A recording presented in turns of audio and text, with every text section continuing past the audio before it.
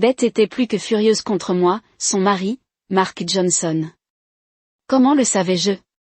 C'était assez évident alors que nous rentrions d'une fête organisée par certains de ses amis, Lisa et Joe Parker.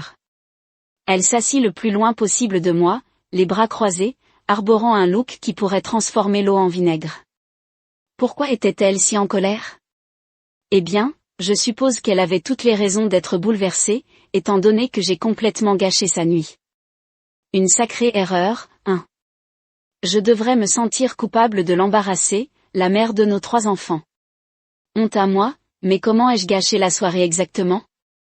J'ai pris la mauvaise clé. C'est comme ça que tu vois, il y a une tournure plutôt étrange dans les soirées organisées par Parker, une tournure que ma chère épouse a apparemment décidé d'embrasser sans hésiter, malheureusement pour elle. Je n'étais pas d'accord avec l'idée. Nous n'avions jamais assisté à l'une de leurs réunions auparavant, mais d'une manière ou d'une autre, après 10 ans de mariage, Beth a commodément oublié de mentionner que cette fête en particulier avait une fin inhabituelle.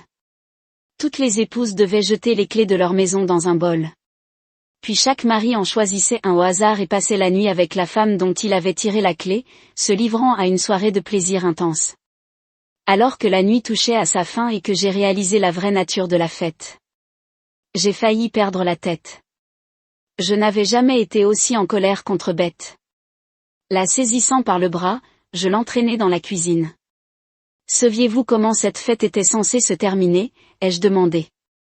La regardant dans les yeux, elle sourit narquoisement. Pas une once de regret sur son visage.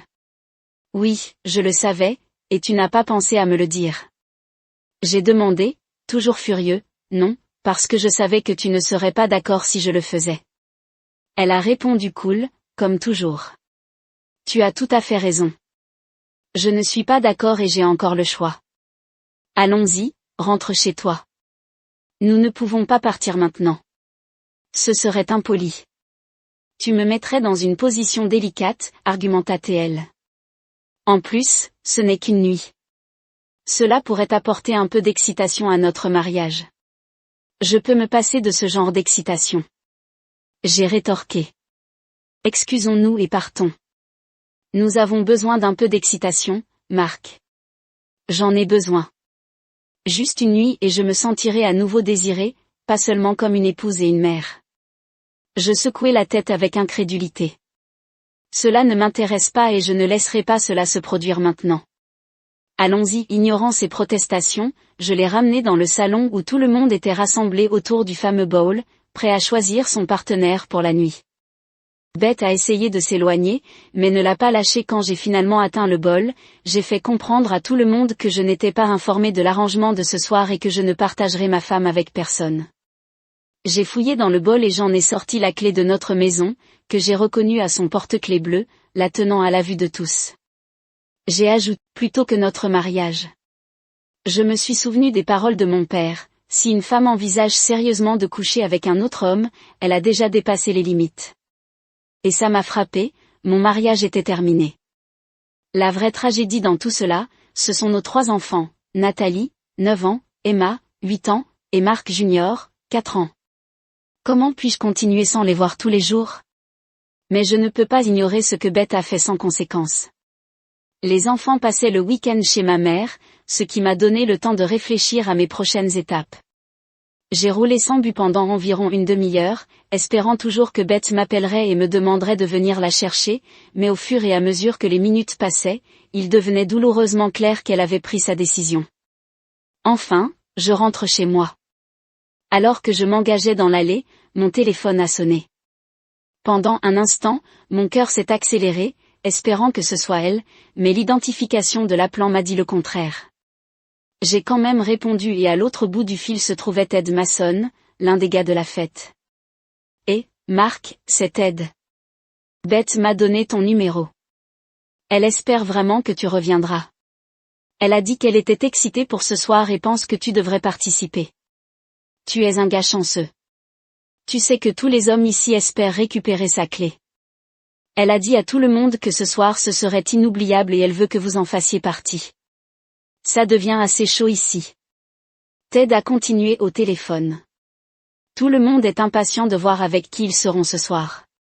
Tu as encore le temps de revenir et de choisir une clé. Il y a des femmes vraiment attirantes ici, Mark. Ils sont prêts à vous faire passer un bon moment ce soir. Va te faire foutre, Ted Mason. J'ai craché sur tout le monde à cette fête, y compris ma femme infidèle. J'espère que vous comprenez tout ce qui vous attend. J'ai raccroché et suis entré dans la maison en titubant, l'esprit tournoyé. En 20 minutes, j'avais fait 2 valises, assez de vêtements pour une semaine ou 2, j'avais pris mon ordinateur portable et mon kit de rasage et j'avais tout chargé dans la voiture. Après avoir fouillé dans quelques tiroirs, j'ai trouvé notre acte de mariage. Avec une sombre satisfaction, je l'ai déchiré en 4 morceaux. Puis j'ai attrapé un marteau et j'ai aplati mon alliance. Cela a pris plusieurs coups, mais quand j'ai eu fini, j'ai placé la bague et le certificat déchiré sur l'oreiller de Beth, verrouillant la porte d'entrée derrière moi. Je suis parti dans la nuit. J'avais l'intention de trouver un motel à quelques kilomètres de la ville, mais avant cela, j'ai contourné Parker Place une fois de plus. Quelques voitures étaient déjà parties et j'ai vu des gens debout dans des poires qui discutaient dans la rue. Beth n'était nulle part en vue. Je pensais qu'elle avait évolué avec son nouveau partenaire ou peut-être avec Joe Parker lui-même. Le motel que j'ai finalement trouvé se trouvait dans une ville voisine. Ce n'était pas luxueux mais il y avait un parking isolé à l'arrière, ce qui me convenait très bien. J'ai verrouillé la voiture, j'ai récupéré un pack de 6 Newcastle dans le dépanneur voisin et je suis retourné dans ma chambre pour me détendre avec la télévision. Les 2 premières bières ont aidé à atténuer le stress, mais alors que j'ouvrais la 3e, mon téléphone a sonné. C'était Beth. Je savais qu'elle ne m'appelait pas pour que je vienne la chercher, alors j'ai laissé l'appel aller sur la messagerie vocale. Mark, tu te comportes comme un enfant. Son message commençait, Ted m'a dit ce que tu as dit. Combien de fois dois-je te le dire? C'est juste une nuit. Je laisse un gars m'avoir pendant quelques heures et ça ne me rend pas immoral. Bien sûr, ça peut piquer un peu, mais je vais me rattraper d'une manière que vous ne pouvez pas imaginer. Quand je rentrerai à la maison demain, tu ne t'en soucieras probablement pas mais comme tu as sorti notre clé du bol, ils m'en ont donné une autre. Le gars qu'il a eu s'appelle Brian. Serai avec lui ce soir. S'il vous plaît, essayez de comprendre. Il a eu ma clé et je lui ai dit qu'il pouvait m'avoir. Je ne peux pas revenir là-dessus maintenant. Elle fit une pause et je l'entendis parler doucement, probablement à lui. Oh mon Dieu, oui, Brian est prêt. Je dois y aller. Je t'aime, Mark. Je t'aimerai toujours. À bientôt. Le matin, j'avais mal au ventre. Je n'ai pas pu résister. Je l'ai rappelé, mais cette fois le téléphone a sonné plusieurs fois avant d'accéder à la messagerie vocale. Il était clair que Brian l'avait déjà réclamé. Je lui ai laissé un dernier message. Beth, il est clair que tu es avec lui maintenant. Tu apprécies tout. Il vous donne toutes les nouvelles sensations. Tu m'as brisé le cœur et je ne te le pardonnerai jamais. Tu as tenu ta promesse envers Brian, mais tu ne pouvais pas tenir tes vœux envers moi. Tu n'es plus qu'un adultère maintenant. À partir de maintenant, tu peux être avec autant d'hommes que tu veux, mais tu m'as perdu pour toujours. Beth n'a jamais rappelé. Je savais pourquoi. Une fois qu'elle était impliquée avec un homme, elle devenait consumée. Rien d'autre n'avait d'importance. Je ne savais même pas si elle avait écouté mon dernier message. De toute façon, cela n'avait pas d'importance. Notre mariage était terminé. J'ai avalé le reste du pack de 6, en essayant de ne pas penser à Beth allongée dans le lit avec Brian. Je ne voulais pas l'imaginer faire toutes les choses qu'elle faisait avec moi, mais je savais qu'elle le ferait. Elle parlait toujours pendant les rapports sexuels et ce soir ne serait pas différent. La bière a finalement fait des ravages et je me suis évanouie, les larmes coulant toujours sur mon visage. Je me suis réveillée quelques heures plus tard, la dure réalité me frappant à nouveau, ma femme m'avait trahi et je devais trouver un moyen de protéger mes enfants, de me débarrasser d'elle et de faire payer tout le monde à cette fête. Nous vivions à Norwood, dans le Mississippi, une petite ville pittoresque le long de la côte du Golfe.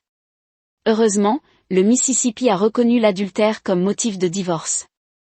Cela pourrait m'aider à éviter de payer une pension alimentaire pour enfants et peut-être même à obtenir la garde des enfants.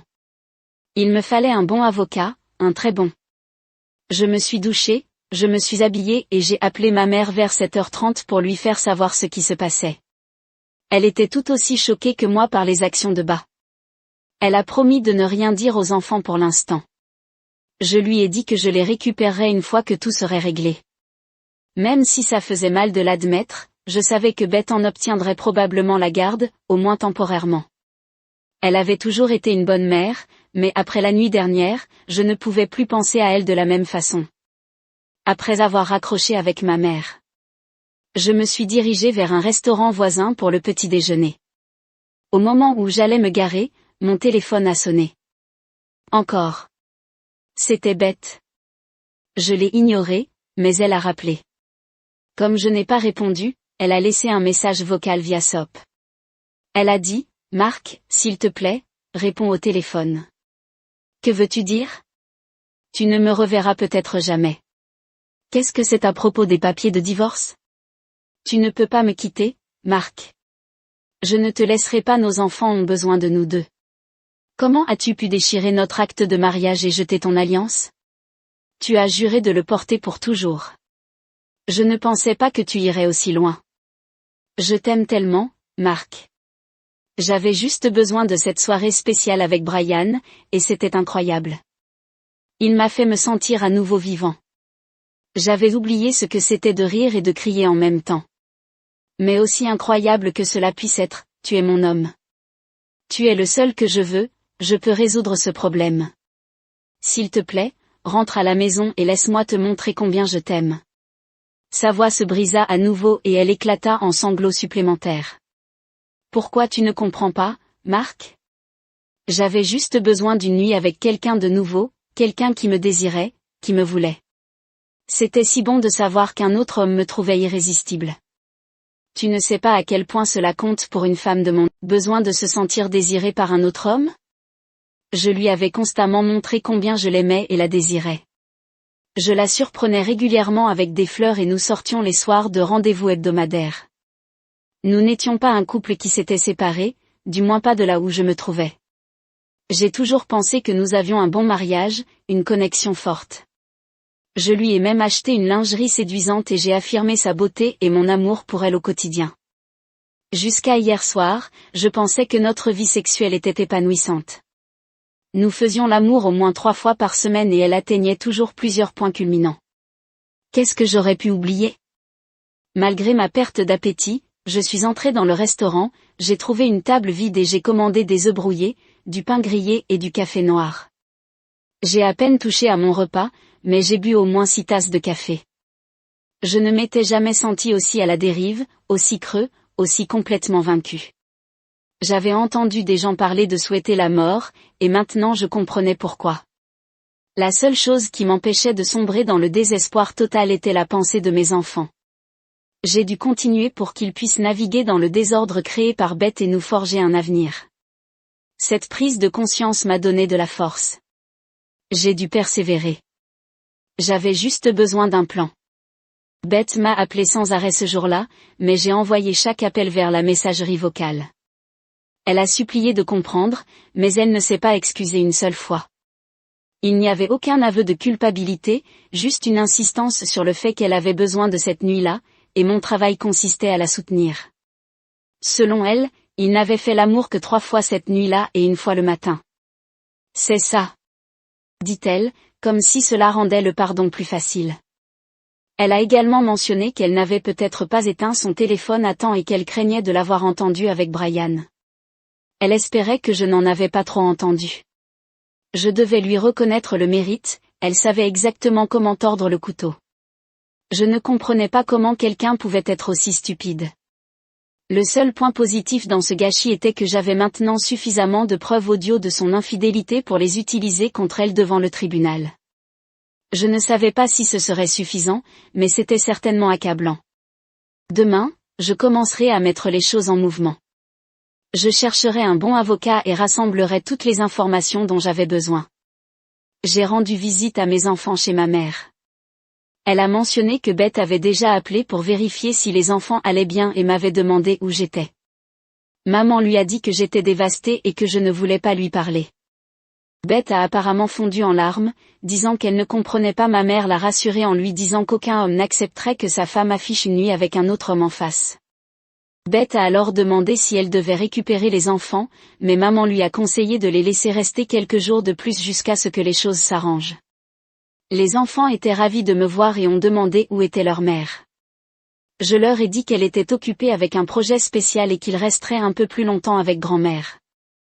Nous avons joué à des jeux, dîné ensemble et je les ai embrassés pour leur souhaiter une bonne nuit avant de retourner au motel. Demain allait être une longue journée. Avant de mettre fin à la soirée, je suis passée une dernière fois devant chez moi. Les larmes me montèrent aux yeux lorsque je réalisais ce que j'avais perdu, quelque chose que je ne pourrais jamais récupérer. Cela m'a semblé étrange de ne pas voir de voitures inconnues dans l'allée. Peut-être que la voiture était dans le garage ? Seule une seule lumière brillait depuis la fenêtre de la cuisine, suggérant que Beth était seule. Ce soir, je me suis retrouvée attentionnée, malgré tout. La trahison m'a piqué, mais une partie de moi était toujours inquiète. Contre mon meilleur jugement, je me suis garée à un pâté de maison et je me suis approchée de la maison par le côté où je pouvais regarder par la fenêtre de la cuisine. Là, elle était assise à table avec une bouteille de Grey Goose presque vide à ses côtés. Ses cheveux étaient en désordre, du mascara coulait sur ses joues et elle était enveloppée dans un peignoir, la tête posée sur la table, les yeux fermés. Il était clair qu'elle pleurait, entourée d'une pile si tu réagissais de manière excessive. Exactement, j'ai répondu qu'elle pensait que ce n'était pas grave. Donc je pense au divorce, me venger de Brian et, plus important encore, obtenir la garde de mes enfants. Lee se pencha en arrière sur sa chaise en se frottant le menton. Le divorce est certainement sur la table, mais il ne sera pas facile d'obtenir la garde à moins que vous ne puissiez prouver qu'elle est inapte à être mère. Si elle amène des hommes avec les enfants, alors vous avez de quoi travailler. Sinon, si elle est une bonne mère, les tribunaux pencheront en sa faveur et vous finirez probablement par payer une pension alimentaire pour enfants.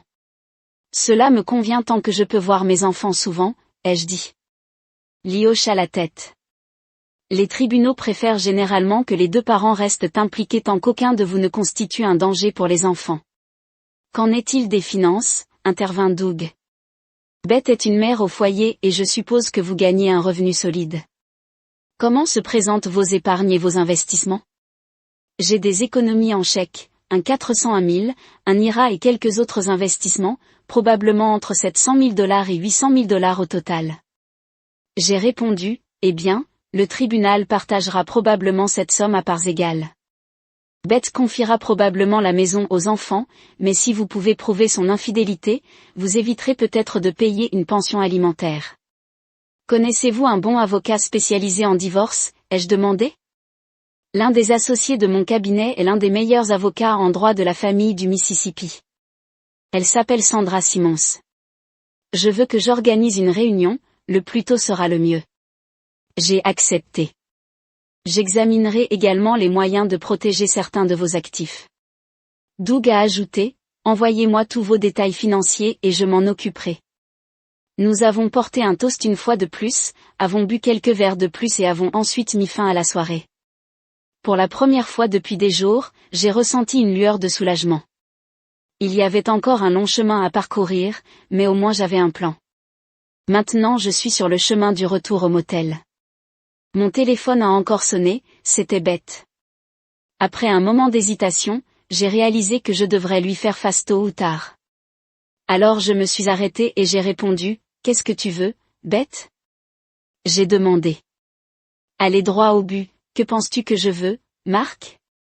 Je veux que mon mari rentre à la maison. Dit-elle d'une voix tremblante d'émotion. Malheureusement, ta petite escapade avec Brian rend cela impossible. J'ai répondu froidement, ne dis pas ça, Marc, s'il te plaît, n'ose pas dire que c'était juste une nuit après 10 ans.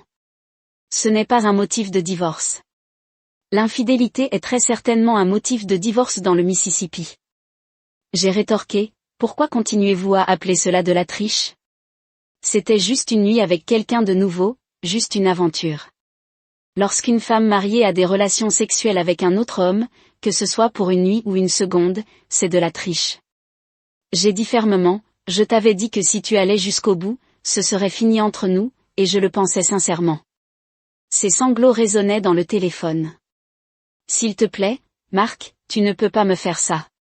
Tu t'es fait ça, bête. J'ai dit, qu'est-ce qui t'est arrivé? Prenez-vous des drogues ou avez-vous simplement fait une dépression nerveuse complète? Tu ne te souciais pas de moi, de nos enfants ou de ce que cela ferait à notre famille. Tu devais juste passer ta nuit avec Brian et maintenant tu vas en subir les conséquences. Je n'ai jamais voulu que ça se passe comme ça, Mark, je ne pensais pas que je te faisais du mal, je voulais juste essayer quelque chose de nouveau. Je t'aime, je t'aime. Il ne s'agissait pas de toi, mais de ce dont j'avais besoin. C'est ce qui nous a amenés ici, bête. J'ai répondu amèrement. Vous vous mettez en premier. Tu n'as pas pensé à moi ou à nos enfants. Vous venez de penser à ce que vous vouliez, une soirée spéciale rien que pour vous. Dis-je, l'amertume dans ma voix étant indubitable. Eh bien, félicitations, Votre Altesse. Nous avons créé 3 beaux enfants grâce à l'amour que nous avions. Nous étions une famille et maintenant tu as volontairement donné cette partie de toi-même qui a fait nos enfants à un autre homme. Pour quel bon moment. Une aventure d'un soir. Ce n'était qu'une nuit, répéta TL, et il faut l'accepter et passer à autre chose. Je secouai la tête, frustré au-delà des mots. Je dis que ce n'était rien de moins qu'une trahison totale envers moi, notre famille, nos vœux sacrés et tout le respect que vous avez jamais eu pour moi. Tu voulais être avec un autre homme et tu l'as fait. Félicitations, bête. Mais ce faisant, vous avez jeté tout ce que vous étiez censé valoriser. Elle resta silencieuse un moment avant de lâcher, bon sang, Mark. Pourquoi es-tu si têtu? Pourquoi tu ne comprends pas ça? C'était juste quelque chose dont j'avais besoin. Je suis à toi pour toujours. Rien n'a changé. Tout a changé, dis-je avec amertume. Tu n'es plus seulement à moi. Je ne comprends pas pourquoi vous ne pouvez pas voir ça. Je vous ai supplié de ne pas faire cela et maintenant vous attendez de moi que je pardonne et oublie. Tu m'as trahi volontairement et cette douleur durera toute une vie. J'ai pris une profonde inspiration et j'ai continué. J'ai trouvé un avocat. Demain, je demande le divorce, me rangeant du côté de l'infidélité. Je nommerai Brian et toute autre personne de votre parti que je pourrai identifier. Imaginez leur réaction lorsqu'ils découvriront que vous êtes responsable de la rupture de leur petit cercle et de la ruine de leur réputation. Va au diable, bête, et emmène tes amis infidèles avec toi. Au moment où j'ai rencontré Sandra Simon-Sesque, j'ai su que j'avais le bon avocat. Elle n'a pas perdu de temps en bavardage et s'est mise directement au travail. Elle m'a demandé pourquoi je voulais divorcer et ce que j'espérais réaliser. Je lui ai dit que je voulais partager nos actifs, en offrant la maison à Beth en échange de moins d'argent. Je savais que je n'obtiendrais probablement pas la garde complète des enfants, mais je voulais un droit de visite illimité sans avoir à payer de pension alimentaire pour enfants. Je lui ai également donné toutes les preuves audio que j'avais de Beth avouant avoir couché avec Brian. Sandra secoua la tête avec incrédulité. Votre femme a été négligente, avouant sa liaison d'une manière qui pourrait être utilisée contre elle au tribunal. Nous aurons peut-être besoin d'un expert en reconnaissance vocale pour confirmer qu'il s'agit bien de sa voix, mais à moins de nous retrouver avec un juge extrêmement partial, cet enregistrement devrait tenir le coup devant le tribunal. Elle a dit que nous avions passé l'heure suivante à discuter de mes projets concernant Brian et les autres participants à l'événement d'échange de femmes. Sandra doutait que nous pouvions obtenir toute compensation monétaire de leur part, mais elle a suggéré que nous pouvions exposer leurs activités et une honte suffisamment pour causer de graves dommages à leur réputation. J'ai convenu que ce serait suffisant pour moi. Après lui avoir donné un dépôt, j'ai demandé que Beth soit signifiée dès que possible. Sandra m'a assuré que cela ne prendrait pas longtemps et a promis de me le faire savoir avant que cela ne se produise. Mardi après-midi, j'ai pris les enfants de ma mère et les ai emmenés chez Beth. Quand elle nous a accueillis à la porte, elle s'est étreinte et a embrassé les enfants chaleureusement. Mais quand elle m'a contacté, je suis reculée. Des larmes coulaient dans ses yeux en me plaignant pour rester, mais je lui ai dit que je ne pouvais pas. Je pensais qu'il était préférable pour les enfants de rentrer chez elle. Je me suis arrangée pour les venir vendredi pour le week-end. Beth avait l'air de lutter et une partie de moi a sympathisé avec elle, mais elle avait fait son choix. Sa détresse n'était pas pire que ce que je traversais à cause de ses actions. Mercredi, Je suis retournée au travail, réalisant que je ne pouvais pas me permettre de négliger mon travail. J'avais besoin du revenu, mais encore plus, j'avais besoin de la distraction. Si je me permettais de me noyer dans la douleur de la trahison de Beth, je perdrais la tête, et je ne pouvais pas faire ça, pas avec mes enfants selon moi.